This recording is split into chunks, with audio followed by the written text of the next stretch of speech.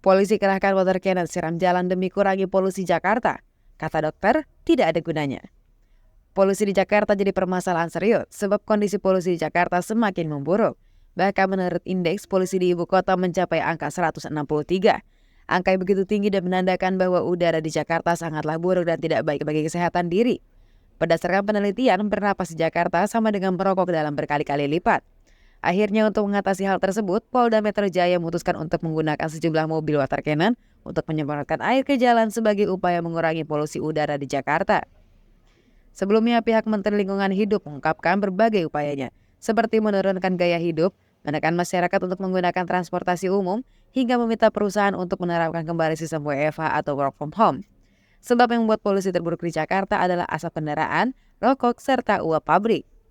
Namun warganet memberikan tanggapannya, kebanyakan dari mereka tidak setuju dan memandang sinis ungkapan pihak berwajib.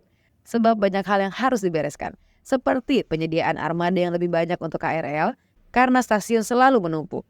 Terutama saat busy hour atau jam-jam sibuk kerja dan pulang kerja. Biasanya stasiun seperti Tanah Abang, Manggarai, dan seterusnya. Akhirnya pihak kepolisian pun ikut turun tangan dengan caranya tersendiri, yaitu dengan mengerahkan sejumlah mobil water cannon untuk menyirap kota Jakarta dengan air demi menekankan kualitas udara yang buruk alias polusi. Hal ini berdasarkan instruksi dari Menteri Dalam Negeri Tito Karnavian. Ia mengatakan bahwa kondisi polusi di Jakarta sudah sangat memprihatinkan. Karena itulah pihaknya mengerahkan kendaraan water cannon melakukan penyemprotan di berbagai jalan protokol Jakarta. Hal ini dilakukan demi mengurangi dampak polusi. Meskipun belum jelas seberapa efektif penggunaan water cannon dalam mengurangi polusi udara, namun tindakan ini menunjukkan keseriusan pihak keamanan dalam menghadapi masalah polusi di Jakarta. Namun tetap saja, menurut berbagai orang yang termasuk dokter peneliti mengungkapkan bahwa cara tersebut tidak efektif dan menekan angka polusi. Bahkan dianggap tidak ada gunanya. Cara tersebut dianggap hanya menekan polusi untuk sementara, tidak untuk solusi jangka panjang. Cara tersebut tidaklah tepat. Mau dibuat hujan buatan kalau konsentrasi partikel halus dalam ruangan masih tinggi, ya tidak ada gunanya.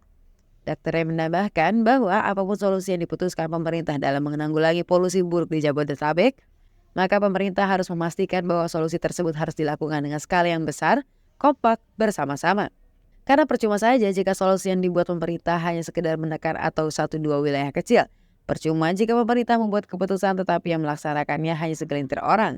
Hal ini termasuk juga dengan para pejabat, tidak terkecuali.